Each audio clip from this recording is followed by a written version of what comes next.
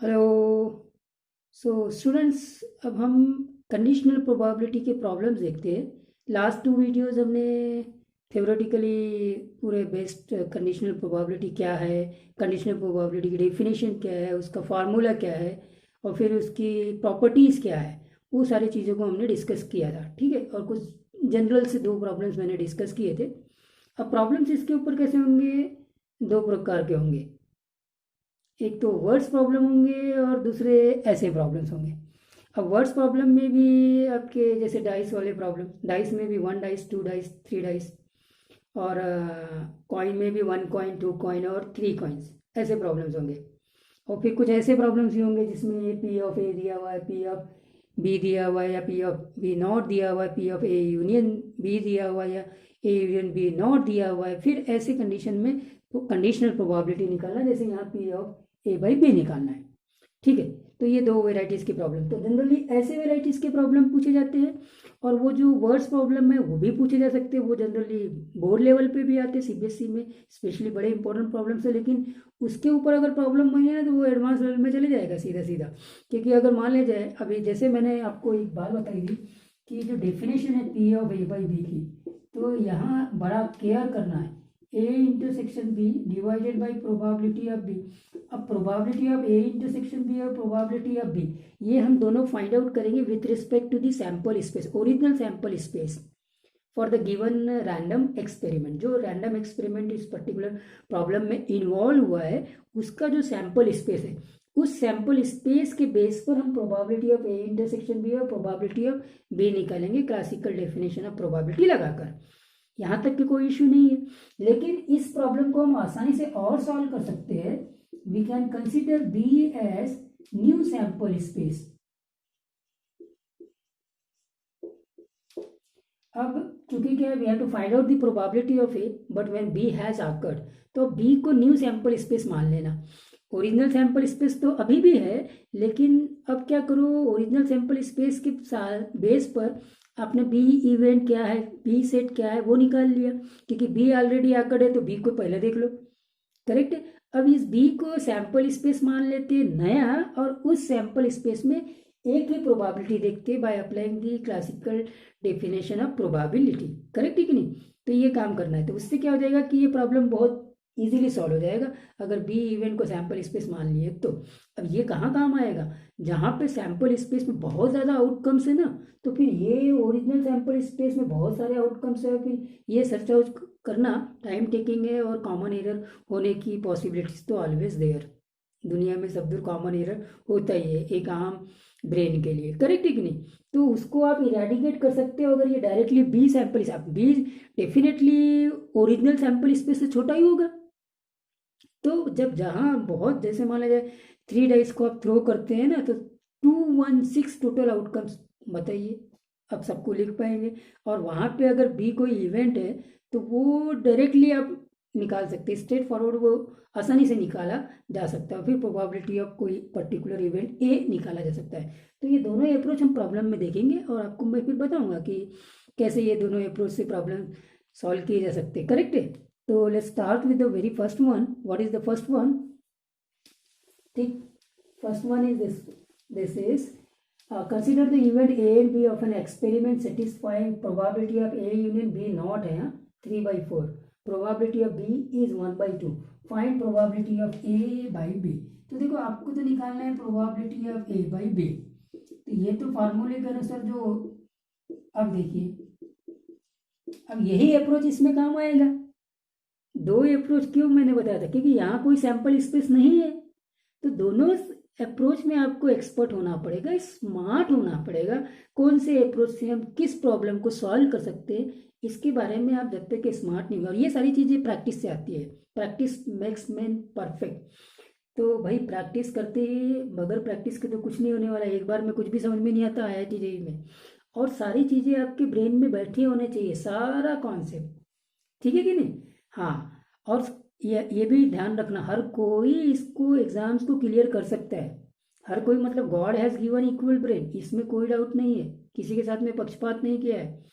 तो फिर जो जितनी ज़्यादा मेहनत करेगा उसको उतना फल मिलेगा, बस ये बात है।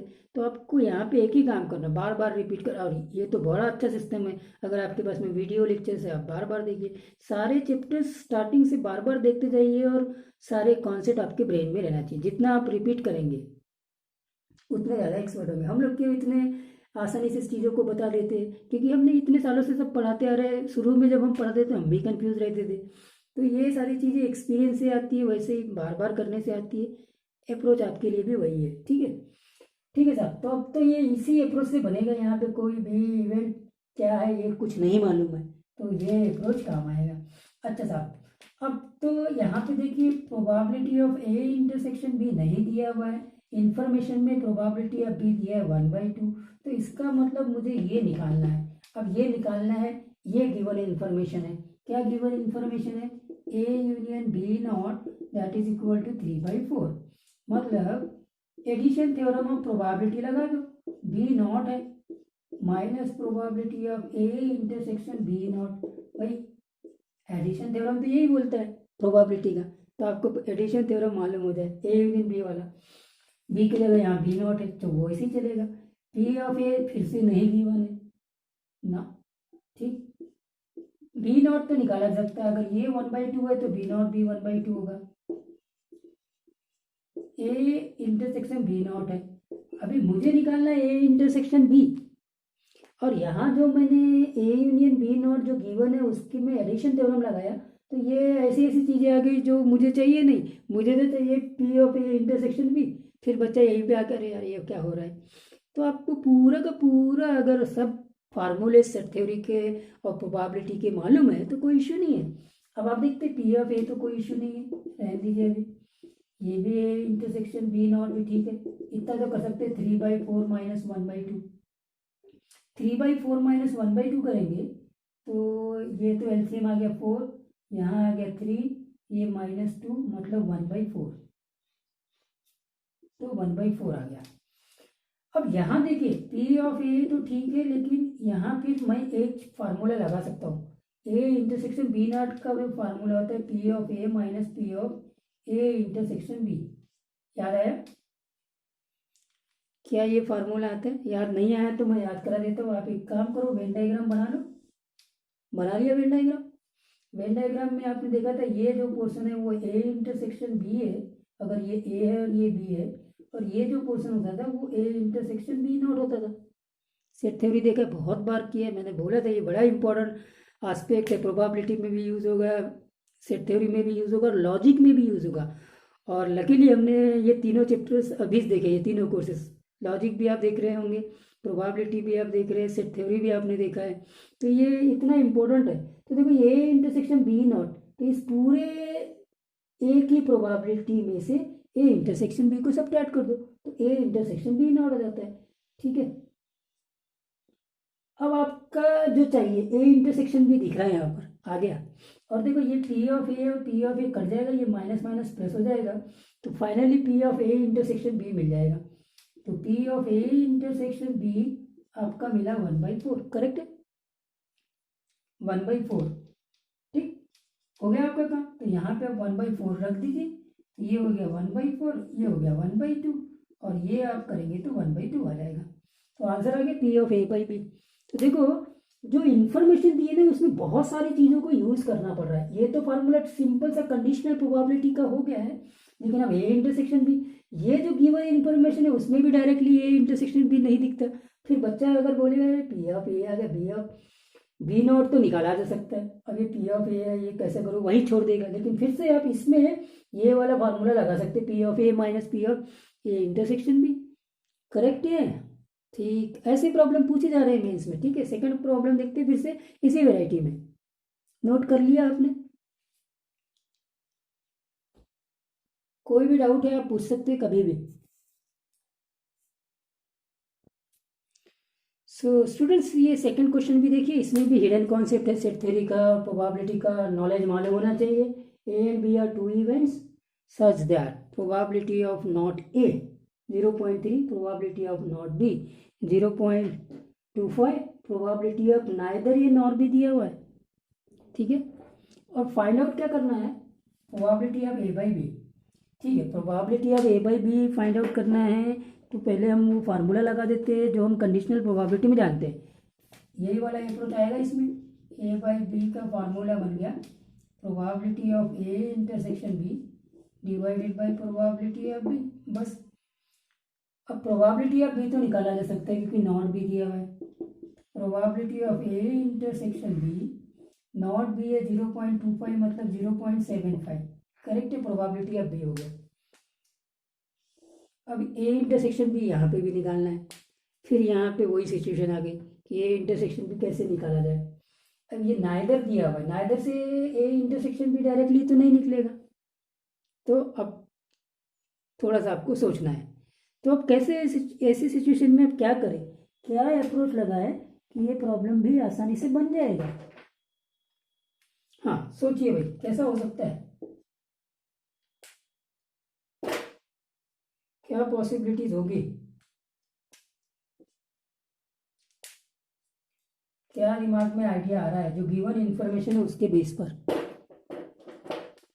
ठीक है, A not intersection B not, A not B not, सब चीज दिया हुआ है, मतलब probability of A not union B not straightforward हम निकाल सकते हैं एडिशन थ्योरम से।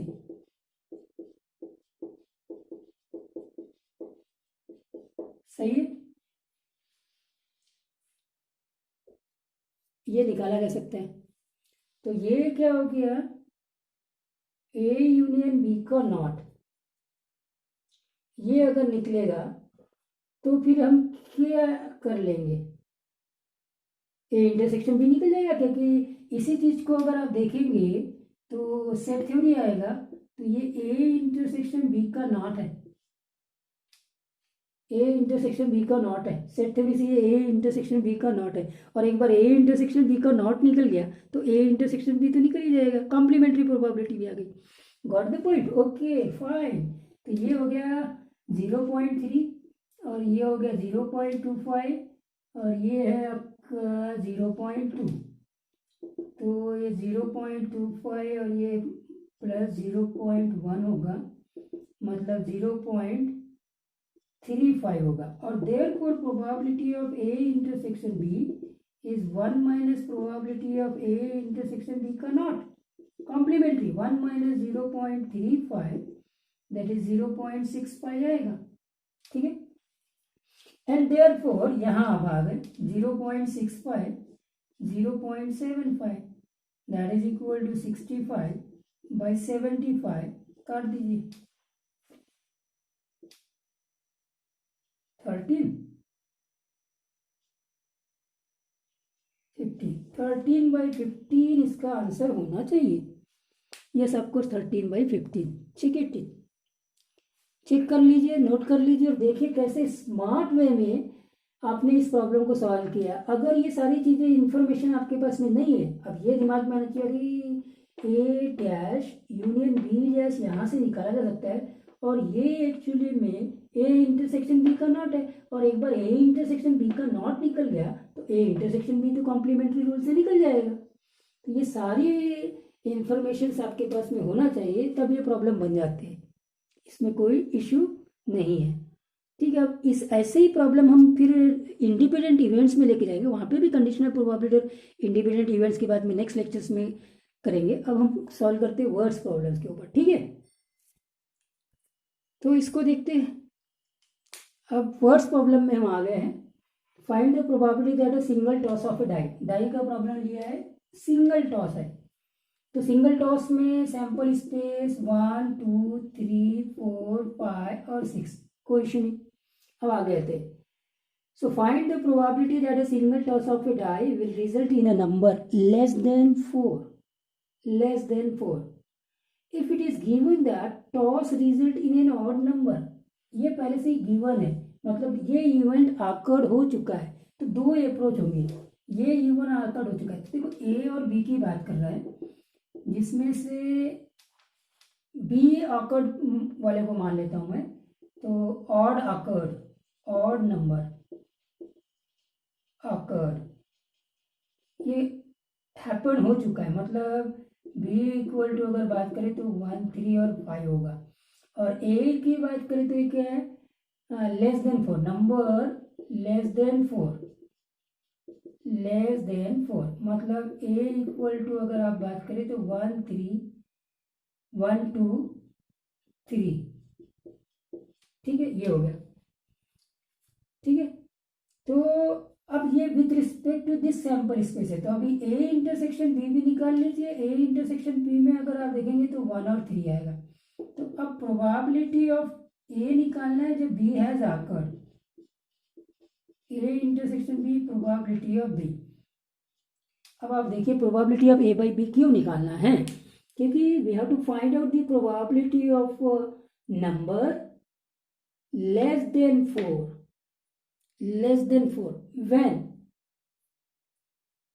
odd number already occurred, जब odd number already occurred हो चुका, given that toss result in an odd number।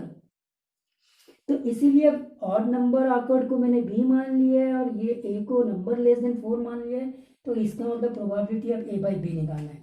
तो probability of a intersection b 2, total outcome 6 इस सैंपल स्पेस के बेस पर। बी में देखिए 3, total outcome 6, therefore 2/3, first approach, ठीक है। सेकंड अप्रोच आपको आंसर बिल्कुल स्ट्रेट फॉरवर्ड देगा। कैसे, तो आपने सीधा यहाँ से स्टार्ट कर लेना है। ये जो इवेंट बी है ये है 1 3 और 5 और ये आपका सैंपल स्पेस बन जाएगा। और इसमें जो ए होगा कि नंबर लेस देन 4, ये 1 और 3 हो जाएगा। So probability of A by B is total outcomes favourable to A is 2 and total number of outcomes in the sample space is 3। Answer is the answer. आई बात समझ में दोनों अप्रोच। तो ये अप्रोच वहाँ काम आ जाता है ना जहाँ पे सैंपल स्पेस स्केच करने में थोड़ा सा टीडियस है, थोड़ा प्रॉब्लमेटिक है। फिर ये अप्रोच भी देखा, वहाँ कहीं सैंपल स्पेस है ही नहीं और साला पी आई ए और पी ऑफ ए इंटरसेक्शन भी ये सब दिया हुआ है, तो फिर ये अप्रोच काम आएगा। फिलहाल तो हम इसको दोनों अप्रोच से सॉल्व कर सकते हैं ऐसे प्रॉब्लम्स को, मगर ये अप्रोच आपको स्ट्रेट फॉरवर्ड आंसर देगा। करेक्ट है। नेक्स्ट प्रॉब्लम देखते हैं। फर्स्ट डाई को एक ही बार थ्रो किया, डाई को 2 बार थ्रो करते फिर 3 बार भी थ्रो करते, ठीक है। चलिए सेकंड प्रॉब्लम देख रहे हैं। 1 डाई को 2 टाइम्स थ्रो करने वाला या फिर 2 डाइस को साइमल्टेनियसली थ्रो करना, दोनों इक्विवेलेंट बात है। करेक्ट है कि नहीं। 2 dice are thrown together, the probability that sum of the numbers appearing on them is 9 if it is known that the number 5 always occurred on the first die. So 2 dice are thrown simultaneously. So therefore the total number of outcomes will be 36. So we have to write down all the outcomes in the sample space. अब थोड़ा सा ये लेंदी हो जाएगा, है ना। हाँ, अब आपके दिमाग में ये बैठा होना चाहिए कि भाई 36 क्या है, फिर भी लिख देते, ठीक है साहब। एस इक्वल टू क्या आ जाएगा, 1 1 1 2, write that 1 6 2 1 2 2 like that 2 6 और फिर यहाँ से डायरेक्टली 6 1 6 2 और 6 6। ये हो गया आपका सैंपल स्पेस। टोटल 36 आउटकम्स है, ठीक है। एन ऑफ एस ये 36 होता है, हमको मालूम है, ठीक है। अब आते हैं find the probability that sum of numbers appearing on them, sum of number is 9। तो 9 होने वाले जितने भी आउटकम्स है जिनका सम, तो 1 6 तक के तो 7 ही होगा, 2 6 तक के 8 ही होगा, तो फिर 3 से स्टार्ट होगा, 3 6 आ जाएगा, फिर 4 से आ जाएगा 4 5, फिर 5 से आ जाएगा 5 4, फिर 5 4 के बाद में 6 से आ जाएगा 6 3, ये हो गया। 3 6 का भी 9 आ गया, ठीक है। 4 5 9 आ गया, 5 4 9 आ गया, 6 3 भी 9 आ गया, कोई इशू नहीं है। अब बी पे आते, बी इवेंट्स क्या है, 5 always occur on the first day, 5 always occurs on first die. तो इसमें 5 के साथ में जितने भी कॉम्बिनेशन बनेंगे, तो 5 से 1, 5 से 2, 5 से 3, 5 से 4, 5 से 5, 5 से 6 ये टोटल एलिमेंट्स रहेंगे बी में, करेक्ट है कि नहीं? ठीक है, फर्स्ट डाई में 5 आ गया। अब सेकंड में क्या आ सकता है? सेकंड में 1 2 3 4 5 और 6 आ सकते हैं। अब यहाँ से आप ए इंटरसेक्शन बी निकाल सकते हैं, करेक्ट है? ए इंटरसेक्शन बी निकालते हैं। तो अब ए इंटरसेक्शन बी निकालना है, तो अब अगर आप ए इंटरसेक्शन बी देखते हैं तो 5 4 यहाँ है, 5 4 यहाँ है, बस ए इंटरसेक्शन बी 5 4 है। ठीक है, तो यहाँ से आप प्रोबेबिलिटी ऑफ इस सैंपल स्पेस से तो probability of A intersection B निकाल सकते हैं। ए इंटरसेक्शन बी में एक ही एलिमेंट है, टोटल एलिमेंट 36 है, ये हो गया। क्योंकि आपको probability of A by B निकालना है, you have to find out the probability of A by B, तो प्रोबेबिलिटी ऑफ बी निकाल लीजिए। प्रोबेबिलिटी ऑफ बी में टोटल आउटकम 1 2 3 4 5 और 6 है, तो 6 और टोटल तो 36 है, ये हो गया। तो अब probability of A by B निकाल लेंगे, probability of A intersection B by probability of B आ जाएगा। तो 1/36 डिवाइडेड बाई 6/36, 1/6 आपका आंसर होगा। ठीक है, फर्स्ट अप्रोच। अब देखना बहुत स्ट्रेट फॉरवर्ड मैं सेकंड अप्रोच से बनाता हूँ। सेकंड अप्रोच से कैसे बनाता हूँ आप नोट कर लिया? ठीक है, नोट कर लीजिए। अब सेकंड अप्रोच देखेंगे, एकदम क्विकली ये प्रॉब्लम सॉल्व होगा। ये लेक्चर थोड़ा सा लंबा जाएगा, आपको ये बता दूं कि ये 35 मिनट्स के अबो भी जा सकता है। ठीक है, 40 मिनट्स का भी ये लेक्चर होगा, 2 लेक्चर बना के मैं इसको क्लब कर रहा हूँ, करेक्ट है? तो अब देखिए इसी प्रॉब्लम को मैं स्ट्रेट फॉरवर्ड बनाता हूँ। नोट कर लिया? ठीक है, पॉज कर लीजिए वीडियो को और फिर नोट कर लीजिए, मेरे को टाइम बचाना है। ठीक, तो अगर मान लीजिए मुझे सेकंड अप्रोच बनाना है, सेकंड अप्रोच लगाना है, क्योंकि जैसे ही मैंने बोला सैंपल स्पेस लेंदी हो जाता है, प्रॉब्लम लंबा हो जाएगा, सेकंड अप्रोच में सीधा आ जाते हैं। क्या गिवन है? Given that the number 5 always occurs on the first die. तो फर्स्ट डाई में 5, बाकी सेकंड में क्या क्या आ सकता है? 5 1 5 2 5 3 5 4 5 5 और 5 6, ये हो गया। बस अब इसी को सैंपल स्पेस मान लीजिए, इसी को आपने क्या मान लिया? Sample space. और ये आपका बी भी है, ठीक है कि नहीं? और ए आपका क्या था? ए ये है कि सम ऑफ नंबर 9, तो ये ए में आ जाएगा, करेक्ट? ये ए में आ गया और ये बी आ गया। ठीक है, अब बी को सैंपल स्पेस मान लीजिए, ए की प्रोबेबिलिटी निकाल लीजिए। फिलहाल हम लिख देते हैं A by B, because this is the probability of A when B has occurred with respect to the original sample space. Mind it, original sample space is always there with respect to the given random experiment, which is in fact tossing up the 2 dice simultaneously over here in this particular problem, correct? But अब उसको quickly solve करना है, तो सीधा B बना लीजिए, B को original sample space मान लीजिए, यहाँ ए सर्च करिए, 9 आना चाहिए, 9 सिर्फ इसमें आता है, तो ये 1 हो गया फेवरेबल, और टोटल हो गया 6, आंसर 1/6। 3 4 5 6 1/6, करेक्ट है? Okay fine, then second approach आपको बहुत ही अच्छा लगा होगा, मैं जानता हूँ। ठीक है, तो अब आते हैं हम नेक्स्ट प्रॉब्लम्स के ऊपर। अब तीसरे डाइस के ऊपर प्रॉब्लम देखते हैं। ठीक है, अभी ये डाइस वाले प्रॉब्लम में हमारा थर्ड प्रॉब्लम, जिसमें कि मैं 3 डाइस को थ्रो कर रहा हूँ। इसका मतलब सैंपल स्पेस में टोटल 216 आउटकम्स होंगे। अगर 216 आउटकम्स है तो सैंपल स्पेस बनाना एक टेढ़ी खीर होगा, करेक्ट है कि नहीं? तो इसका मतलब सेकंड अप्रोच तो बहुत स्ट्रेट फॉरवर्ड हम बना सकते हैं। सेकंड अप्रोच मैंने बता दिया आपको, करेक्ट है? हाँ, तो आइए साहब, a die is thrown 3 times, even A and B are defined as follows: A 4 on the third throw, B 6 on first and 5 on the second throw. Find the probability of A given that B has occurred. We have to find out the probability of A when B has occurred. So just find out the B. B can be very easily find out. 6 on first, 5 on second, third में possibilities क्या क्या हो सकती है? 1 2 3 4 5, तो इतने total outcomes B में हम देख सकते हैं। बहुत आसानी से बना दे, 216 की जरूरत ही नहीं पड़ेगी आपको, सेकंड अप्रोच से गए तो। अब यहाँ पे ए देखना है, ए क्या है? A is 4 on the third throw, 4 on the third throw, 4 का 1 2 3 4, ये बस हो गया, probability of A by be directly निकाल लिया आपने। फेवरेबल में 1 है और टोटल में 1 2 3 4 5 6 खत्म, answer.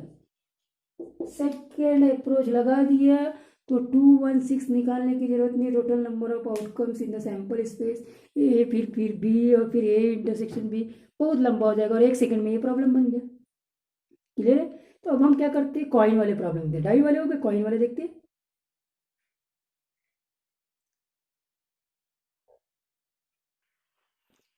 Okay, now start with the coins problem. Coins problem में फर्स्ट कॉइन वाला तो कोई इश्यू ही नहीं है, छोटा सा प्रॉब्लम होगा। तो 2 कॉइन्स और 3 कॉइन्स वाले प्रॉब्लम देखते हैं, ठीक है।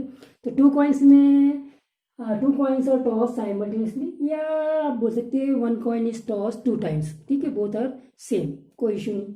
तो 2 coins are tossed simultaneously. Each the tails appear on one coin, not first and second, one coin, whether it is first or whether it is in second time. There is no problem with that.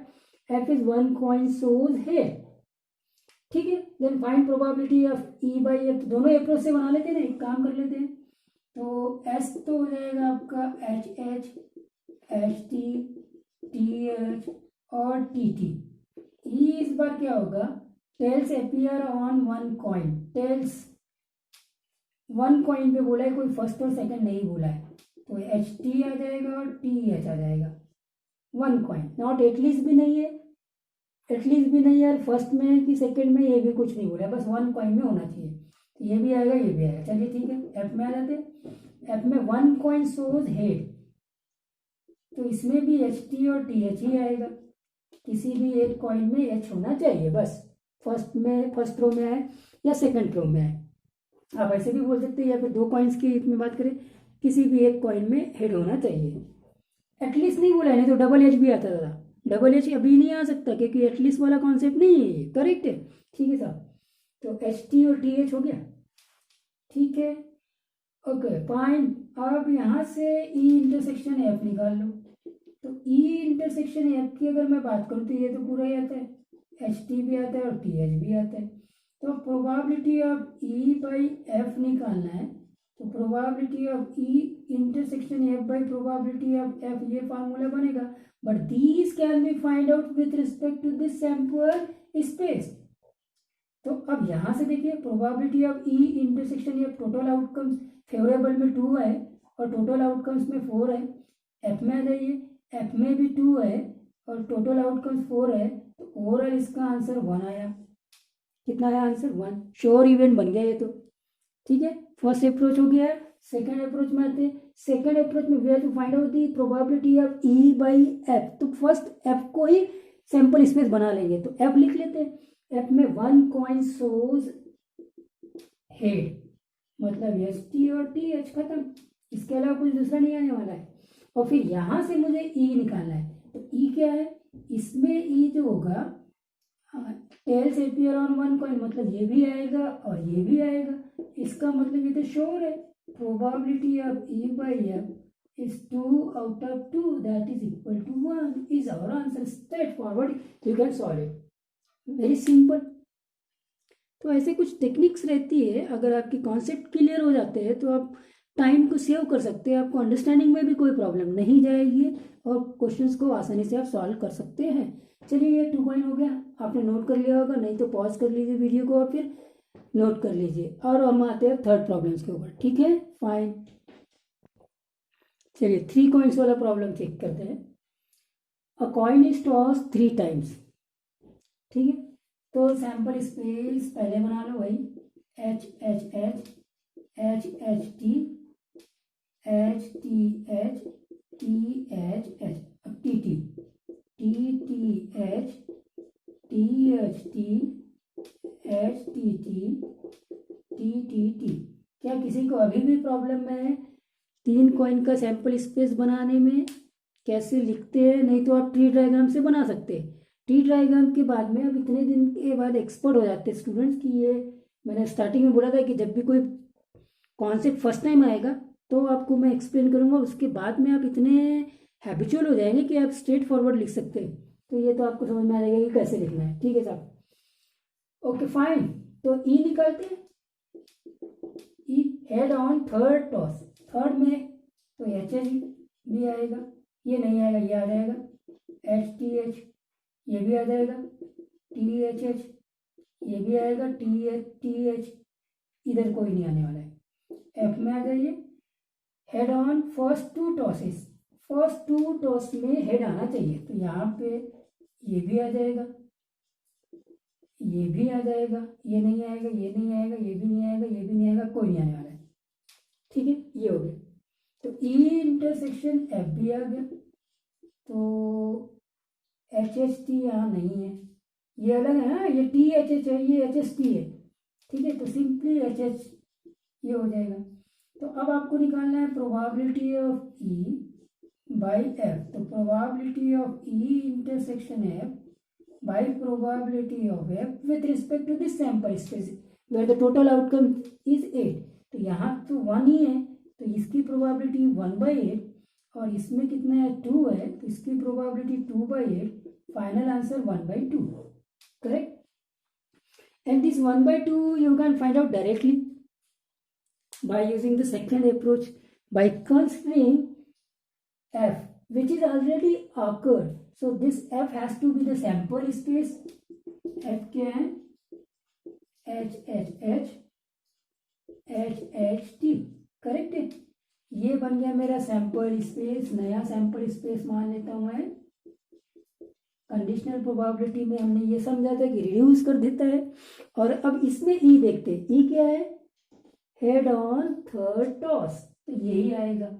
तो probability of E when F has occurred, तो favourable में 1 है, total में 2 है, 1/2 is the answer, correct है both the approach. ठीक है, अब हम कुछ कार्ड्स वाले प्रॉब्लम्स करते हैं। ठीक, अब आ गए इंटरेस्टिंग क्वेश्चंस के ऊपर। अब आपकी पीएनसी का नॉलेज भी काम आना चाहिए, कंडीशनल प्रोबेबिलिटी का भी नॉलेज, दोनों के जो आपने आइडियाज़ या कॉन्सेप्ट या नॉलेज आपके पास में, दोनों को यूज़ करिए और इसको भी बनाइए। देखिए ये क्वेश्चन बड़े फंडामेंटल क्वेश्चन है, और जैसे मैंने भी बोला कि चाहे वो किसी भी बोर्ड का, स्टेट बोर्ड का हो, चाहे वो सीबीएसई बोर्ड्स का हो, चाहे किसी पर्टिकुलर एग्ज़ाम में जेईई मेंस में आया हो, एडवांस में आया हो, किसी एमएससीटी में आया हो, चाहे किसी स्टेट लेवल पे आया हो, जब तक कि मुझे वो प्रॉब्लम्स, अब मेरे पास में इतना एक्सपीरियंस है, जब तक कि मुझे वो प्रॉब्लम्स फंडामेंटल नहीं लगता है, मतलब इन प्रॉब्लमों के बेस पे ही एंट्रेंस कॉम्पिटिटिव एग्जाम्स के प्रॉब्लम बनाए जाते हैं। मैं उन्हीं प्रॉब्लम को हमेशा डिस्कस करता हूँ या डील करता हूँ क्लासरूम में, करेक्ट है कि नहीं। हाँ, ये ध्यान रखिएगा। तो आपको एक और चीज़ बता दूँ, इम्पोर्टेंट पॉइंट है, ये नोट करके रखिएगा। सीबीएसई टेक्स्ट बुक का जो 3D चैप्टर है और प्रोबेबिलिटी है, तो ये जो 3D चैप्टर और प्रोबेबिलिटी है ना, ये बेस्ट है जेईई के प्रिपरेशन के लिए, मेंस और एडवांस लेवल पे।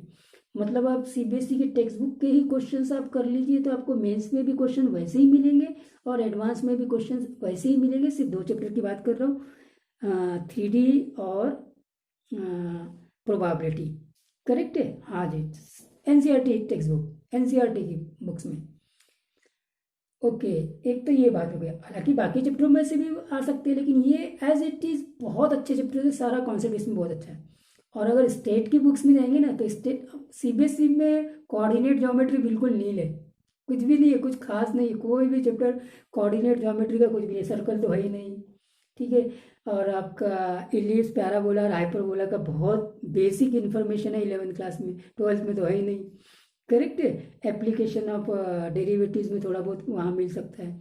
तो ये जो कोऑर्डिनेट ज्योमेट्री है ना, ये स्टेट लेवल की जो बुक है ना, उसमें बहुत अच्छा दिया हुआ है, वो एज इट इज़ पढ़ लीजिए, आपका काम हो जाएगा।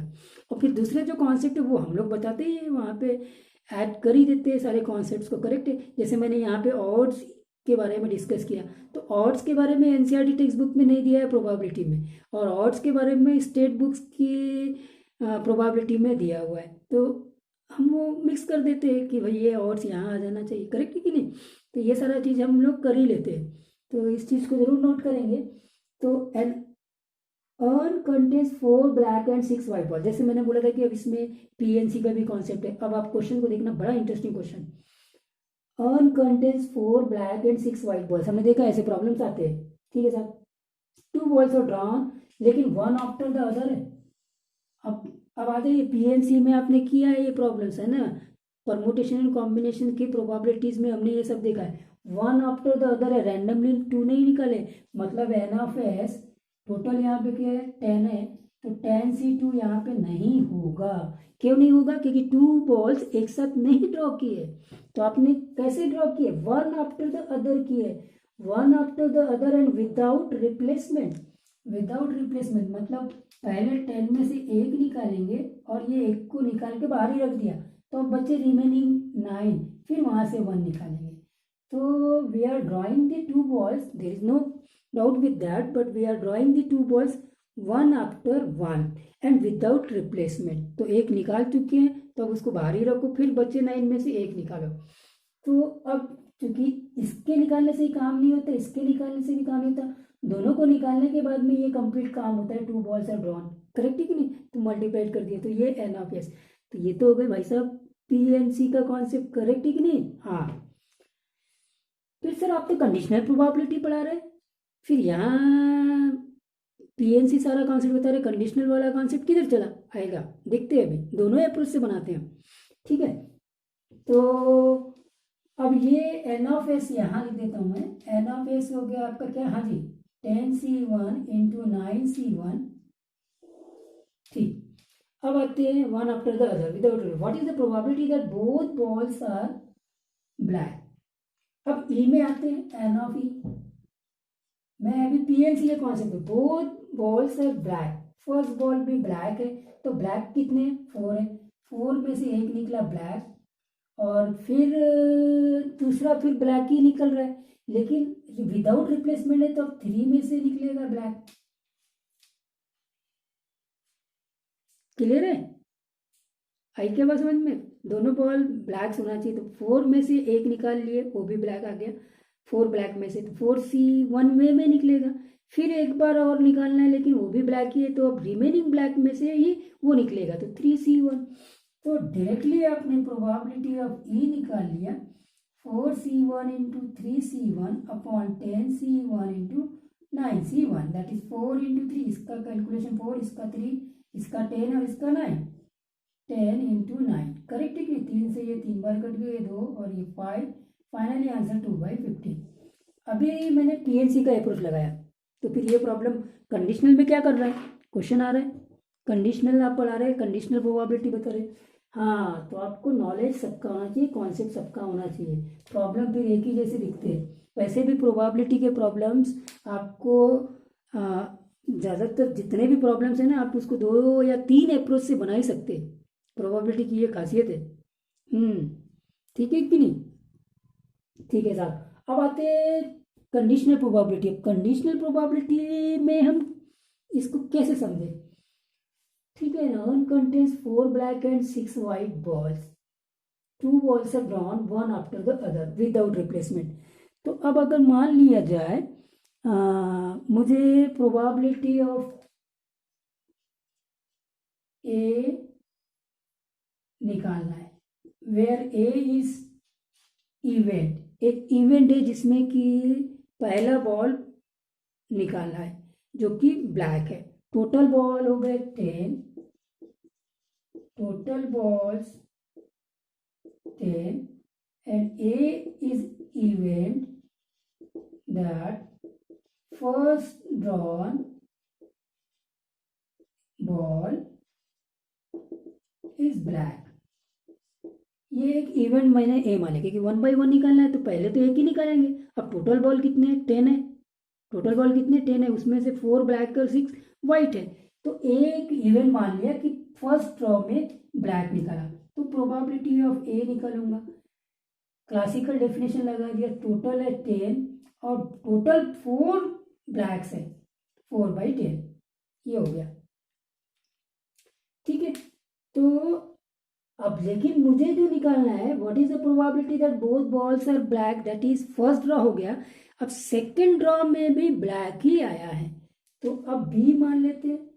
B is the event that second draw has also a black ball when first draw already, first draw has occurred, first draw हो चुका है जिसमें कि ब्लैक बॉल निकला है। उसके बाद में अब बी एक इवेंट है जो सेकंड ड्रॉ को रिप्रेजेंट कर रहा है, जिसमें भी फिर से ब्लैक बॉल आया है। तो अब ये प्रोबेबिलिटी ऑफ बी हो जाएगी। तो प्रोबेबिलिटी ऑफ बी को हम कैसे लिखेंगे, देखिए probability of B when A has already occurred, that is A already occurred हो चुका है, फर्स्ट ड्रॉ हो चुका है और फर्स्ट ड्रॉ में ब्लैक निकल चुका है और विदाउट रिप्लेसमेंट वो बॉल उधर रखा नहीं गया। तो 10 बॉल में से एक बॉल गया तो टोटल बॉल हो गए 9। ठीक है साहब, दिस इज 9। और अब ब्लैक निकालना है सेकंड ड्रॉ में भी, लेकिन पहले में भी ब्लैक निकल चुका है और टोटल पहले 4 ब्लैक थे, अब एक निकल चुका है ब्लैक, तो बचे 3 ब्लैक। तो 3 यहाँ पे आ जाएगा, 3/9 that is equal to 1/3। So this is the probability of B when A has occurred. अब आई बात समझ में कंडीशनल प्रोबेबिलिटी की, ये है इवेंट्स को हमने कैसे किया कि पहले ए फर्स्ट बॉल हमने निकाला, ठीक है कि नहीं। तो फर्स्ट ड्रॉ में ब्लैक निकला 4/10, टोटल 10 है और उसमें से 4 ब्लैक है, 4/10 सिंपल। बी को हमने सेकेंड ड्रॉ में फिर से ब्लैक बॉल निकाला when already A has occurred, तो प्रोबेबिलिटी ऑफ बी निकालेंगे और जब ए ऑलरेडी अकर्ड हो चुका है। अब मुझे जो निकालना है probability of A intersection B निकालना है, probability of A intersection B निकालना है। मतलब फर्स्ट ड्रॉ में भी ब्लैक आया और सेकेंड इसमें भी ब्लैक आया। अब probability of A intersection B, इसको हम कैसे लिखते हैं, तो आपने मल्टीप्लिकेशन थ्योरम देखा था कि पहली प्रोबेबिलिटी पी ऑफ ए फिर दूसरी probability P of B when already A has occurred, ये हो गया। तो इसका मतलब है ए में फर्स्ट ड्रॉ में भी ब्लैक, सेकेंड ड्रॉ में भी black, and this can be using by multiplication theorem. ये है आपका 4/10 और ये है आपका 1/3, 4/10 मतलब 2/5, so 2 into 1/3 into 5 that is equal to 2/50। तो ये भी आ गया आपका 2/58, करेक्ट है, ठीक है सर।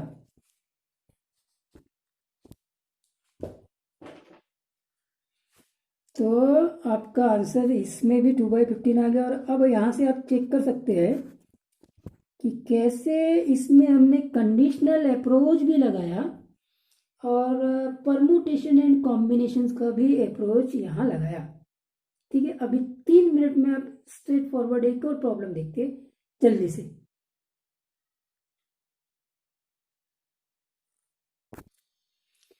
ठीक है, अब ये लास्ट प्रॉब्लम को देखिए, बहुत इंटरेस्टिंग है। अब आपको दोनों अप्रोच बनाना है। 3 cards are drawn successively without replacement, successively मतलब 1/1, 1/1, okay, from a pack of 52 cards what is the probability that first 2 cards are king and the third card is an ace। तो जैसे ये प्रॉब्लम्स को देखते हैं ना, तो सबसे पहले दिमाग में तो बच्चे की यही नहीं आता कि ये कंडीशनल प्रोबेबिलिटी का प्रॉब्लम होगा। ठीक है, इसके पीछे रीज़न ये है कि उसने ज़्यादातर कंडीशनल प्रॉब्लम वो ऐसे दिखा, डायरेक्टली दिखा है P of A by B, ऐसे दिखा है, तब समझ में आएगा yes it is the conditional problem.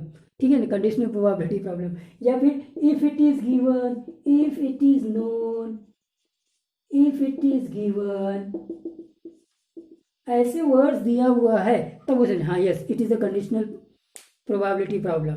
लेकिन अगर ये दोनों तीनों चीज़ें नहीं दिख रही है तो उसके दिमाग में ये आइडिया नहीं जाएगा कि ये कंडीशनल प्रोबेबिलिटी का प्रॉब्लम होगा। यस, ये कंडीशनल प्रोबेबिलिटी का भी प्रॉब्लम है, but you can solve it by using the permutation and combination. तो पहला अप्रोच वो लगाएगा परमुटेशन एंड कॉम्बिनेशन का ही। और परमुटेशन एंड कॉम्बिनेशन में जो खास बात है कि ज़्यादातर लड़के इसके प्रॉब्लम्स को क्विट कर लेते है ना। तो हम पहले परमुटेशन एंड कॉम्बिनेशन ही देख लेते। 3 cards are drawn successively without replacement, पहला फैसा गया 52 1/1 है तो 51C1, 50C1, 52 इंटू 51 इंटू 50, ये n/s आ गया। चलिए n/e में आ जाते। अब n/e में क्या, what is the probability that first 2 cards are king, first 2 cards are king, मतलब किंग कितने होते, 4 होते, 4C1, फिर से किंग ही आ रहा है तो 3C1 into, and the third card is an S, total S कितने होते, 4 होते, 4C1, that is 4 × 3 × 4 directly probability of ये आ गया 4 × 3 × 4 बाई 52 × 51 × 50। कैलकुलेशन आप कर सकते हैं, ये आपके ऊपर मैंने छोड़ दिया, तो प्रोबेबिलिटी आप ये निकल गया। तो इसीलिए ये बच्चा इस अप्रोच से जाने की कोशिश करेगा नॉर्मली सब लोग। करेक्ट है ना? हाँ, यही बात है। लेकिन प्यारे बच्चों, ये एक्चुअली में कंडीशनल प्रोबेबिलिटी से भी हम बना सकते हैं। तो कंडीशनल प्रोबेबिलिटी से कैसे बनाएंगे? तो देखो, अभी आप अगर देखें तो टोटल कार्ड 52 है। तो मैंने एक इवेंट ए ले लिया। ए इवेंट क्या ले लिया? First 2 cards are king and third. तो फर्स्ट ड्रॉ, क्योंकि ड्रॉ आपका 1 बाई 1 हो रहा है, first draw is king, king ले लिया। तो प्रोबेबिलिटी ऑफ ए, ठीक है, किंग टोटल कितने हैं? 4, 52, ये हो गया। अब बी पे आते, बी मैंने लिखा कि सेकेंड ड्रॉ ये भी किंग दे रहा है और विदाउट रिप्लेसमेंट है, मतलब अब कार्ड 51 है। तो प्रोबेबिलिटी है बी, लेकिन ए ऑलरेडी आकड़ हो चुका है, इसलिए कार्ड 51 है। ए ऑलरेडी आकड़ हो चुका है, इसलिए कार्ड अब यहाँ टोटल 51 बचेंगे और किंग की निकालना है, और ऑलरेडी पहले ही किंग निकल चुका है 3/51। अब सी को ले लेते, third drawn is an ace, ace दिया हुआ है, ठीक है। तो probability of C when A and B both has occurred, इसीलिए अब टोटल कार्ड बचेंगे 50। अब प्रोबेबिलिटी ऑफ सी बात करना, एस कितने 4 है, ये हो गया। तो अब मुझे जो निकालना, A intersection B intersection C निकालना है। अब A intersection B intersection C में मैं मल्टीप्लिकेशन थ्योरम लगाता हूँ। तो मल्टीप्लिकेशन थ्योरम कैसा आएगा? देखिए, probability of A then probability of B when A has occurred, then probability of C when A and B both has occurred। बस हो गया, काम खत्म। अगर आप इसको कर लेते हैं तो पहला आ जाएगा 4/52, फिर आ जाएगा 3/51 और फिर इससे आ जाएगा 4/50, और आप इसको कंपेयर कर लीजिए, इससे कंपेयर कर लीजिए, दोनों सेम है। तो आप बोलिए कहाँ आपको लग रहा है कि ये कंडीशनल प्रोबेबिलिटी का प्रॉब्लम नहीं है? ये भी कंडीशनल प्रोबेबिलिटी का प्रॉब्लम है, ठीक है, फाइन। तो यहाँ पे हम इस लेक्चर को फिनिश करते हैं। हाँ, लंबा लेक्चर हो गया है ये, आपको 45 मिनट से ज़्यादा हो गए, लेकिन बहुत इंपॉर्टेंट क्वेश्चंस को हमने डिस्कस किए। और कुछ भी प्रॉब्लम्स आते हैं तो आप मुझसे डाउट्स में पूछ सकते हैं, मैं डाउट्स का भी आपके लिए वीडियो बना दूंगा। Thank you.